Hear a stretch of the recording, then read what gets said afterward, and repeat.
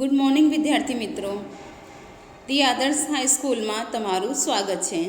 ધોરણ 12 વિષય BA, જેમાં પ્રકરણ 4 વ્યવસ્થા તંત્ર, જેમાં આજે આપણે જોઈએ અવૈધિક વ્યવસ્થા તંત્રના લક્ષણો. જેમાં પહેલું, અવૈધિક માળખું.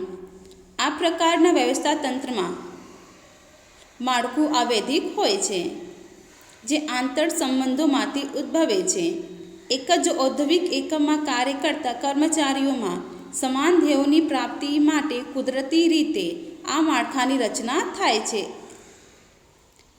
માનવ વર્તુળ પર આધારિત. આ પ્રકારનું વ્યવસ્થા તંત્ર માનવ વર્તુળ પર આધારિત હોય છે, એટલે કે માનવ વ્યવહાર ઉપર આધારિત હોય છે. એક સમાન લાગણી, અભિરુચિ, મૂલ્યો, શોખ, ટેવો અને માન્યતા ધરાવનાર વ્યક્તિઓ દ્વારા વૈધિક માળખામાં અવૈધિક જૂથો રચવામાં આવે છે, જેને આધારે આ વ્યવસ્થા તંત્ર રચવામાં આવે છે. પરિવર્તનશીલ. અવૈધિક વ્યવસ્થા તંત્રનું માળખું સંપૂર્ણ રીતે પરિવર્તનશીલ હોય છે. કર્મચારી કોઈપણ એક વિભાગમાંથી બીજા વિભાગમાં કાર્ય માટે ફેરબદલ થાય છે, એટલે ફેરબદલી કરી શકાય છે. ત્યારે નવેસરેથી માનવ સંબંધો ફેરફાર થાય છે અને તેને કારણે અવૈધિક તંત્રમાં ફેરફાર થતા જોવા મળે છે. સાર્વત્રિક. અવૈધિક વ્યવસ્થા તંત્ર સાર્વત્રિક છે, જે માત્ર ઉદ્યોગમાં જ નહીં પરંતુ સમાન હિતો અને મૂલ્યો ધરાવતી દરેક માનવીય પ્રવૃત્તિઓમાં અવૈધિક વ્યવસ્થા તંત્રની હાજરી જોવા મળે છે. અવૈધિક માહિતી સંચાર. અવૈધિક વ્યવસ્થા તંત્રમાં કર્મચારીઓ વચ્ચે માહિતી સંચાર અવૈધિક રીતે થાય છે. મોટે ભાગે તે મૌખિક સ્વરૂપમાં હોય છે, તેથી તેમાં હકીકતો કરતાં અભિપ્રાયોનું પ્રમાણ હોવાની શક્યતા વધી જાય છે. અવૈધિક વ્યવસ્થા તંત્રમાં માહિતી સંચાર અત્યંત ઝડપી હોય છે, એટલે ઝડપથી થાય છે. નાનું કદ. મોટે ભાગે અવૈધિક વ્યવસ્થા તંત્રનું કદ નાનું રહે છે, કારણ કે તે વ્યક્તિગત સંબંધો પર આધાર રાખે છે, એટલે કે માનવ વ્યવહાર ઉપર આધાર રાખે છે. વળી તે સભ્યો વચ્ચેની આંતરપ્રક્રિયાનું પરિણામ છે, જે સંખ્યામાં ઘણા વધુ જૂથો હોય છે, પરંતુ કદમાં ઘણા નાના પ્રકારનું વ્યવસ્થા તંત્ર છે. અંકુશનો અભાવ. અવૈધિક વ્યવસ્થા તંત્રમાં કર્મચારીઓની પ્રવૃત્તિઓ ઉપર વિધિવત રીતે કોઈ અંકુશ રાખી શકાતો નથી. વ્યક્તિ સ્વેચ્છાએ પોતાનું તથા સહકર્મચારીઓનું કાર્ય કરે છે, એટલે કે બધાનું કાર્ય કરવામાં આવે છે. વૈધિક વ્યવસ્થા તંત્રને પૂરક. અવૈધિક વ્યવસ્થા તંત્ર એ વૈધિક વ્યવસ્થા તંત્રમાં જ ઉદ્ભવ પામતું હોવાથી કહી શકાય કે તે વૈધિક વ્યવસ્થા તંત્રને પૂરક છે. આધુનિક સમયમાં અવૈધિક વ્યવસ્થા તંત્રનું મહત્વ વધતું જાય છે. ઔદ્યોગિક ઝઘડા ઓછા અને ઔદ્યોગિક શિસ્ત વધુ જળવાતી હોવાથી વ્યવસ્થા તંત્રનો આ પ્રકાર વધુ પ્રચલિત બનતો જાય છે. એના પછી શ્રેણિક વ્યવસ્થા તંત્ર. અર્થ. શ્રેણિક વ્યવસ્થા તંત્ર એ વ્યવસ્થા તંત્રના આધુનિક સ્વરૂપનું વ્યવસ્થા તંત્ર છે. વ્યવસ્થા તંત્રમાં બે અલગ અલગ પ્રકારના માળખા હોય છે, એટલે કે બે અલગ અલગ પ્રકારના માળખા જોવા મળે છે. એક સામાન્ય ક્રમનું માળખું કે જે નિર્ણય પ્રક્રિયાનો ભાગ, અને બીજું ટેકનિકલ પ્રશ્નોના ઉકેલ અંગેનું માળખું, જેને પ્રોજેક્ટ માળખું કહે છે. આ બંને માળખાઓના સંયોજનથી ઉદ્ભવતા વ્યવસ્થા તંત્રને શ્રેણિક વ્યવસ્થા તંત્ર કહે છે, જેમાં બંને પ્રકારના માળખાનો સમાવેશ કરવામાં આવે છે. આમ શ્રેણિક માળખું એ કાર્યાનુસાર તેમજ પ્રોજેક્ટ વ્યવસ્થા તંત્રની લાક્ષણિકતાઓને સમાવતું આધુનિક પ્રકારનું વિશિષ્ટ માળખું છે.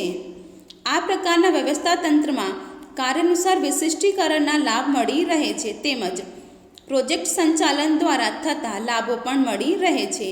તે બહુવિધ હુકમ પદ્ધતિઓનો ઉપયોગ કરતું વ્યવસ્થા તંત્રની માળખું છે. હવે રચના.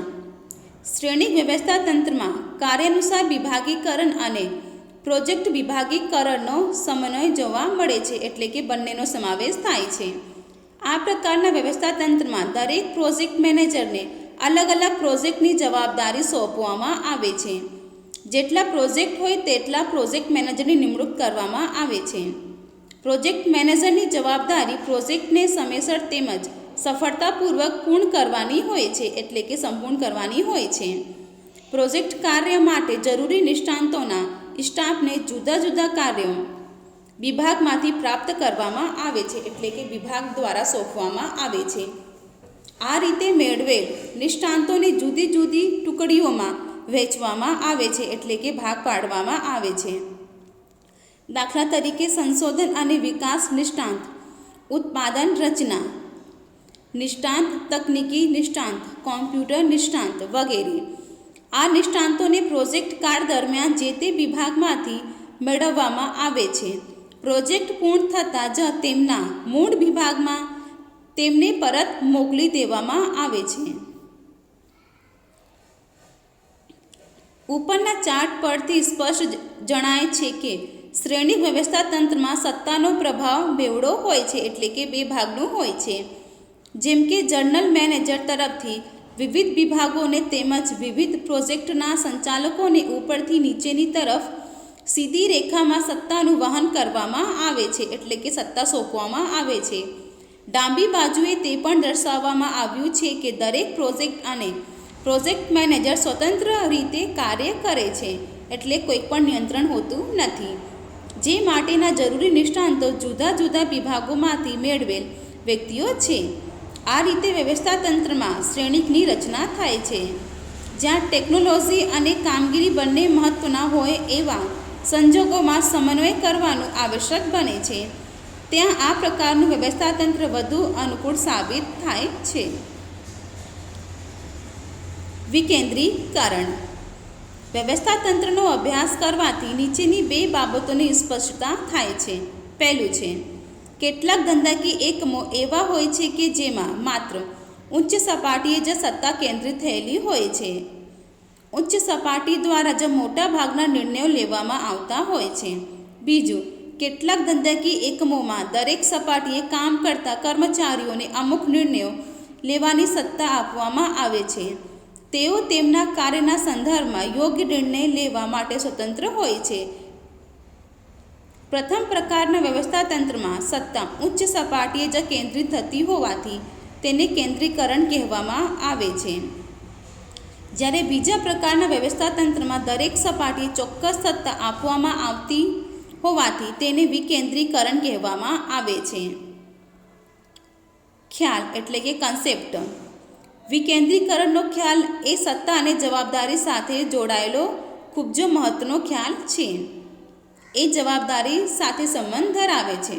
સંચાલકોએ સત્તા કેન્દ્રિત રાખવી કે વિકેન્દ્રિત રાખવી તે જાતે નક્કી કરવાનું હોય છે, એટલે પોતે નક્કી કરે છે. એકમના સંદર્ભમાં આ નક્કી કરતી વખતે નાનું કદ ધરાવતા એકમો માટે કેન્દ્રીય સત્તાનો ખ્યાલ અને મોટા કદના એકમો માટે વિકેન્દ્રિત સત્તાનો ખ્યાલ સફળતા અપાવી શકે છે. અર્થ: ઉચ્ચ સપાટીએથી નિમ્ન સપાટી તરફ ક્રમશઃ રીતે સત્તા સોંપણીના વ્યવસ્થિત પ્રયત્નને વિકેન્દ્રીકરણ કહે છે, જેમાં ઉચ્ચ સપાટીથી નિમ્ન સપાટી તરફ સત્તા સોંપવામાં આવે છે. હેનરી ફ્યોલના જણાવ્યા મુજબ તાબેદારોને સત્તા સોંપણી કાર્ય વિભાજન કરી નિર્ણય પ્રક્રિયામાં સામેલ કરવા એટલે વિકેન્દ્રીકરણ. આમ વહીવટની જે સપાટીએ કાર્ય કરવાનું છે તે સપાટીના કર્મચારીઓને નિર્ણય લેવાની સત્તા સોંપણીને વિકેન્દ્રીકરણ કહે છે. મહત્ત્વ, જેમાં પહેલું છે ત્વરિત નિર્ણયો. વિકેન્દ્રીકરણમાં જે તે કાર્ય સાથે સંકળાયેલ વ્યક્તિને તે કાર્ય કે પૂર્તિ અંગેના નિર્ણયો લેવાની સ્વતંત્રતા હોય છે, એટલે કોઈ રોકટોક હોતી નથી. તેથી જે સપાટી કાર્ય થવાનું હોય ત્યાં જ નિર્ણયો લઈ તેનો અમલ શરૂ થઈ જાય છે. તેથી નિર્ણયો ત્વરિત અને અસરકારક રીતે લેવાય છે. ઉચ્ચ સપાટીમાં કાર્યભારમાં ઘટાડો. ઉચ્ચ સપાટી એ એવી સપાટી છે કે જ્યાં મોટા ભાગના નીતિ વિષયક નિર્ણયો લેવામાં આવતા હોય છે. વિકેન્દ્રીકરણ દ્વારા કેટલાક નિર્ણયો મધ્ય કે તળ સપાટી લેવાની સત્તા આપવામાં આવે છે, જેથી ઉચ્ચ સપાટીના સંચાલકોના કાર્યભારમાં ઘટાડો થઈ શકે છે. અભિપ્રેરણમાં વધારો. વિકેન્દ્રીકરણથી કર્મચારીઓની આત્મશ્રદ્ધા અને અભિપ્રેરણમાં વધારો થાય છે. ઉચ્ચ સપાટી દ્વારા મધ્ય અને તળ સપાટીના કર્મચારીઓને જે તે કાર્ય અંગેના નિર્ણયો લેવા માટેની સ્વતંત્રતા આપવામાં આવતી હોય તો તેમના લીધેલ નિર્ણયો સફળ થતાં તેમના આત્મવિશ્વાસમાં વધારો થાય છે. તેઓને વિવિધ પરિસ્થિતિઓમાં કેવી રીતે નિર્ણય લઈ તેનો સામનો કરી શકાય તે માટેનો અનુભવ મળી રહે છે. સંચાલકીય પ્રતિભાનોનો વિકાસ. વિકેન્દ્રીકરણના મધ્ય અને તળ સપાટીના કર્મચારીઓ તેમની સત્તાને અનુરૂપ નિર્ણય લેતા હોય છે અને તેના પરિણામ અંગેની જવાબદારી સ્વીકારતા હોય છે. તેમને જે તે કાર્ય માટે નિર્ણયો લેવામાં સ્વતંત્રતા આપવામાં આવતી હોવાથી તેમાંના તાબેદારોને નેતૃત્વ પૂરું પાડવાની તેમજ વચ્ચે સંકલન સાધવાની, પોતાના કાર્યનું આયોજન કરવાની અને અંકુશ જાળવવાની આવડત કેળવાય છે. તેથી કર્મચારીઓને વિવિધ પરિસ્થિતિઓમાં નિર્ણયો લઈ તેમની પ્રતિભા બતાવવાની તક મળે છે, જેના દ્વારા ભાવિ સંચાલકો તૈયાર થાય છે. અસરકારક અંકુશ. દરેક સપાટીના કર્મચારીઓ પાસે પૂરતી સત્તા હોવાથી પોતાની નીચે કાર્ય કરતા કર્મચારીઓની ભૂલ માટે શિક્ષણાત્મક પગલાં લેવાનું કાર્ય સરળ બને છે, જેને કારણે અસરકારક અંકુશ જળવાય છે. સંવાદિતાનું સર્જન. વિકેન્દ્રીકરણ દ્વારા દરેક સપાટીએ કાર્ય કરતા કર્મચારીઓને નિર્ણય પ્રક્રિયામાં સામેલ કરી વિશેષ મહત્ત્વ આપવામાં આવે છે. દરેક સપાટીના અધિકારીઓ અને કર્મચારીઓ એટલે કે હુકુમ આપનારાઓ અને મદદનીશો વચ્ચે ચર્ચા વિચારણા કરી યોગ્ય નિર્ણયો લેવામાં આવે છે. આ પ્રક્રિયા દરમિયાન દરેક જૂથ બીજા જૂથના સંપર્કમાં આવે છે. તેનાથી એકમમાં સહકારનું વાતાવરણ સર્જાય છે અને સંવાદિતાનું સર્જન પણ થાય છે. મર્યાદા. જ્યાં ખૂબ જ નાના પાયા પર વ્યવસ્થા તંત્રની રચના કરવાની હોય તેમજ ધંધાના રહસ્યોની જાળવણી ખૂબ જ ચુસ્ત રીતે રાખવી જરૂરી હોય તેવા સંજોગોમાં વિકેન્દ્રીકરણ અપનાવી શકાય નહીં. કેટલીક વાર સમાન નીતિના અમલના અભાવ અને સંકલનના અભાવને કારણે વિકેન્દ્રીકરણ સફળ થતું નથી. સત્તા સોંપણી. અર્થ. કાયદાની દૃષ્ટિએ સત્તા એટલે કાયદેસર રીતે પગલાં લેવાનો અધિકાર. પરંતુ ધંધાકીય એકમમાં સંચાલનની દૃષ્ટિએ જોઈએ તો સત્તા એટલે હુકમો આપવાનો અને તેનો અમલ થાય તે જોવાનો અધિકાર એટલે કે સત્તા સોંપણી. જેમ એકમનું કદ વિસ્તરતું જાય તેમ ઉચ્ચ સંચાલકો કેટલાક કાર્યો અંગેની સત્તા અને તેનો અમલ થાય છે કે નહીં તે જોવાનો અધિકાર તેમના મદદનીશોને સોંપે છે એટલે કે મદદગારને સોંપે છે. મદદનીશો પોતાને સોંપવામાં આવેલ આ કાર્ય અસરકારક રીતે પાર પાડી શકે તે માટે તેમને કાર્ય કરવાની માટેની અને તેનો અમલ થાય તે જોવા માટેની સત્તા આપવી પડે, જેને સત્તા સોંપણી કહે છે. સામાન્ય અર્થમાં કહીએ તો સત્તા સોંપણી એટલે કાર્યની બીજાને સોંપણી કરવી અને તે કાર્ય કરવા માટેની સત્તા આપવી એટલે સત્તા સોંપણી. વ્યાખ્યા. લુઈસ એલના જણાવ્યા મુજબ સત્તા સોંપણી એ એવી પ્રક્રિયા છે કે જેમાં સંચાલક પોતાને મળેલ સત્તામાંથી વિધિસરરૂપ તેના મદદનીશોને કાર્ય અને ફરજોની સાથે સત્તા સોંપે છે અને મદદનીશો અન્ય વ્યક્તિઓના સહકારથી જે તે કાર્યનો અમલ કરાવવાના હેતુસર સભાનતાપૂર્વક તેનો સ્વીકાર કરે છે. સત્તા સોંપણીમાં જવાબદારીનો ખ્યાલ પણ પૂરક છે. મદદનીશોને સત્તા આપી દેવાથી તે કાર્યના અમલ માટે મદદનીશો જવાબદાર રહે છે, પરંતુ તે કાર્યના પરિણામનું અંતિમ ઉત્તરદાયિત્વ તે ઉચ્ચ અધિકારીઓને જ રહે છે એટલે કે ઉચ્ચ અધિકારી પાસે હોય છે.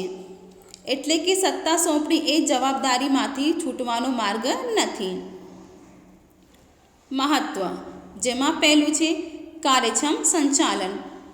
સત્તા સોંપણીના કારણે એકમની ઉચ્ચ સપાટીએ કામ કરતા અધિકારીઓની કામગીરીમાં ઘટાડો થાય છે. રોજિંદા કાર્યોની સોંપણી અન્ય સપાટી પર સોંપવામાં આવતી હોવાથી ઉચ્ચ સપાટીના સંચાલકો મહત્ત્વના વિષયો પર ધ્યાન આપી હેતુઓ સિદ્ધ કરી શકે છે, જેને કારણે સંચાલન કાર્ય અસરકારક બને છે. કર્મચારી વિકાસ એકમમાં કાર્ય કરતા વિવિધ કર્મચારીઓને સત્તા સોંપણી દ્વારા વિવિધ નિર્ણયો લેવા માટેની તક મળે છે, જેને કારણે તેમના આત્મવિશ્વાસમાં વધારો થાય છે. વારંવાર એક જ પ્રકારના નિર્ણયો લેવાથી તેઓની નિર્ણય શક્તિ વધુને વધુ તર્કસંગત અને અસરકાર બને છે. અભિપ્રેરણ સત્તા સોંપણી દ્વારા કર્મચારીઓની પ્રતિભાને વિકસાવવાની તક મળે છે, એટલે કે વિકાસ થાય છે, જેના દ્વારા અનેક મનોવૈજ્ઞાનિક ફાયદા પણ થાય છે. જ્યારે અધિકારી દ્વારા મદદનીશને કાર્યની સોંપણી કરવામાં આવે છે અને જવાબદારી સોંપવામાં આવે છે, ત્યારે તાબેદાર માત્ર એ કાર્યમાં સહભાગી નથી થતો, પરંતુ તે કાર્યની સફળતાથી તેના આત્મસન્માનમાં પણ વધારો થાય છે, જેનાથી કર્મચારીઓને અભિપ્રેરણ મળે છે. એના પછી વિશિષ્ટીકરણનો લાભ. એકમમાં કામ કરતી બધી જ વ્યક્તિઓ પાસે બધા જ પ્રકારના કાર્યોની કુશળતા કે ક્ષમતા જ હોય એ સ્વાભાવિક છે. સત્તા સોંપણીને કારણે જુદી જુદી વ્યક્તિઓને કાર્યની જવાબદારી અને સત્તા અપાય છે. આ દરેક વ્યક્તિની લાયકાત, કૌશલ્ય અને જ્ઞાન અલગ અલગ હોવાથી વિશિષ્ટીકરણનો લાભ મળે છે. સંકલન. સત્તા સોંપણીને કારણે મદદનીશ અને ઉપરી અધિકારી જેવા સંબંધો સ્થપાય છે, એટલે કે સંબંધ સાધવામાં આવે છે. તળસપાટીના કર્મચારીઓને પોતાના કાર્યનો નિર્ણય લેવા માટેની સ્વતંત્રતા મળે છે. તેના સૂચનો અને સફળતાની નોંધ લેવાય છે. તેના અભિપ્રાયોને પણ ચોક્કસ સ્થાન મળે છે. તેથી એકમના આંતરમાળખીય સંબંધો વિકસે છે, જેના કારણે સંકલનનું કાર્ય અસરકારક રીતે થાય છે. વિસ્તરણની તક. સત્તા સોંપણી દ્વારા એકમના કેટલાક કાર્યો મદદનીશોને સોંપી ઉચ્ચ સંચાલકોએ ધંધાકીય એકમના વિસ્તરણનો વિચાર કરી શકે છે, જેના દ્વારા એકમનો વિસ્તાર વધારી હેતુ સિદ્ધિ સરળ બનાવી શકાય છે, એટલે સિદ્ધિ પ્રાપ્ત કરી શકાય છે. સત્તા સોંપણીના મૂળ તથ્યો. લુઈસ એનલ સત્તા સોંપણી વિશે જણાવતા કહે છે કે સત્તા સોંપણી એ અન્ય વ્યક્તિને સત્તા અને જવાબદારી સોંપી અસરકારક દેખાવ માટે ઉત્તરદાયિત્વની સ્થાપના કરે છે. તેમના જણાવ્યા અનુસાર સત્તા સોંપણીમાં નીચે મુજબના તથ્યો સમાવિષ્ટ થાય છે. તમે આકૃતિમાં જોઈ શકો છો. જવાબદારીની સોંપણી, બીજું સત્તાની સોંપણી, ત્રીજું ઉત્તરદાયિત્વનું સર્જન. આમ જવાબદારી, સત્તાની સોંપણી અને ઉત્તરદાયિત્વની ત્રણેય પાયાનું મહત્ત્વ એક સરખું રહેલું છે, એટલે કે ત્રણેયનું મહત્ત્વ એક સરખું હોય છે. આ ત્રણેય તથ્યો સ્વતંત્ર હોવા છતાં પરસ્પર જોડાયેલા છે, એટલે કે એકબીજા સાથે સંબંધ ધરાવે છે, જેના સમતોલનથી જ કાર્યક્ષમ વ્યવસ્થા તંત્રનું માળખું રચી શકાય છે. હવે આપણે જોઈએ જવાબદારીની સોંપણી. જવાબદારી એ ઉપરી અધિકારી દ્વારા જે તે કાર્ય માટે વહેંચવામાં આવેલ ફરજ છે. કોઈ ચોક્કસ કાર્યની પૂર્ણતા માટે જે કાર્ય સોંપણીનો આવશ્યક ભાગ હોય છે તે જવાબદારી છે. જવાબદારીને કારણે હુકમ આપનાર અને તાબેદારના સંબંધો સ્થાપિત થાય છે, એટલે કે સંબંધો સ્થાપવામાં આવે છે, કારણ કે તાબેદાર હુકમ આપનારે સોંપેલ તમામ ફરજોનું પાલન કરવાનું છે. તેથી જવાબદારીનો પ્રભાવ એ નીચેથી ઉપરની તરફ ગતિ કરે છે.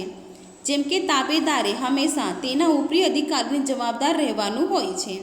સત્તા અને જવાબદારી બાબતે એ બાબતની સ્પષ્ટતા જરૂરી છે કે જ્યારે કોઈ કાર્ય અંગે જવાબદારીની વહેંચણી કરવામાં આવે ત્યારે તે અંગેની સત્તા જે તે વ્યક્તિને આપવી જરૂરી બની જાય છે. તે માટે સત્તા મુજબની જવાબદારી આપવાના ખ્યાલની હિમાયત કરવામાં આવે છે.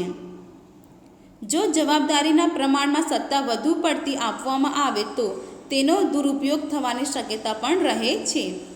તેનાથી ઉલટું, જો જવાબદારીના પ્રમાણમાં ઓછી સત્તા આપવામાં આવે તો તે કાર્ય અસરકારક રીતે થઈ શકતું નથી. તેથી સત્તા અને જવાબદારીના સમતોલન દ્વારા યોગ્ય અને કાર્યક્ષમ વ્યવસ્થા તંત્રની રચના થઈ શકે છે. સત્તાની સોંપણી. સત્તા એ એક એવો અધિકાર છે જેના દ્વારા અન્ય પાસેથી કામ લઈ શકાય છે.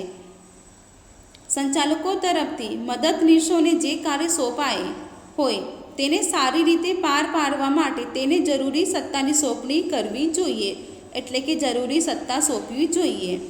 સત્તા સોંપણી એ ઉચ્ચ સપાટીએથી તળ સપાટી તરફ થાય છે, જેમાં સામાન્ય રીતે નિર્ણયો લેવાની અને હુકમો કરવાની સત્તા સોંપવામાં આવે છે. સત્તા સોંપણી વિવિધ બાબતો માટે હોઈ શકે છે, જેમ કે માર્કેટિંગ મેનેજર તેના વિભાગ માટે જરૂરી ખર્ચ કરવાની સત્તા, કર્મચારીઓની નિમણૂકની સત્તા, શિક્ષણાત્મક પગલાં લેવાની સત્તા વગેરે આપવામાં આવે છે, વગેરે સત્તા હોય છે. ઉત્તરદાયિત્વનું સર્જન. તાબેદાર દ્વારા થયેલ કાર્યોનો ઉત્તર આપવા તરતનો ઉપરી અધિકારી જવાબદાર હોય છે, એટલે કે ઉત્તર આપવા માટે ઉપરી અધિકારી જવાબદાર હોય છે. તેને આપણે ઉત્તરદાયિત્વ કહે છે. સત્તાની સોંપણી એ તાબેદારને નિઃશંકપણે તેના ઉપરી અધિકારી દ્વારા સોંપવામાં આવેલ કાર્ય માટે સત્તા અને જવાબદારી આપે છે. તેમ છતાંય જે તે કાર્યના આખરી પરિણામ માટે તો ઉપરી અધિકારીનું જો ઉત્તરદાયિત્વ હોય છે, એટલે કે ઉપરનું અધિકારીનું ઉત્તરદાયિત્વ હોય છે. જવાબદારી અને સત્તાની સોંપણી કર્યા પછી સત્તા સોંપનારે પોતાના મદદનીશો તેમને સોંપાયેલા કાર્યો વ્યવસ્થિત રીતે કરે છે કે નહીં તે જોવું જોઈએ. તાબેદારને સોંપાયેલ કામના પરિણામ બાબતે ઉપરી અધિકારી પોતાના ઉત્તરદાયિત્વમાંથી મુક્ત થઈ શકે નહીં. ઉત્તરદાયિત્વ નીચેથી ઉપરની સપાટી પણ જાય છે. ઉત્તરદાયિત્વની સોંપણી થઈ શકતી નથી. દાખલા તરીકે હિસાબી અધિકારી દ્વારા હિસાબો લખવાના કાર્યની જવાબદારી એકાઉન્ટન્ટને સોંપવામાં આવે છે, પરંતુ એ હિસાબો સાચા છે કે નહીં તે ચકાસવાનું અને તેમાં રહેલ ભૂલ કે ઘોટાળા અંગે ઉત્તર આપવાનું ઉત્તરદાયિત્વ હિસાબી અધિકારીનું જ રહે છે, નહીં કે હિસાબો લખનાર એકાઉન્ટન્ટનું.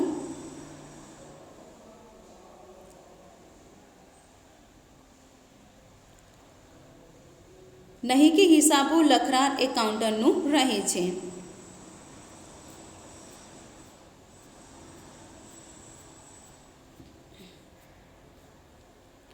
સ્વાધ્યાયમાં તમારે ક્વેશ્ચન નંબર 1 મોડે કરવાનું રહેશે.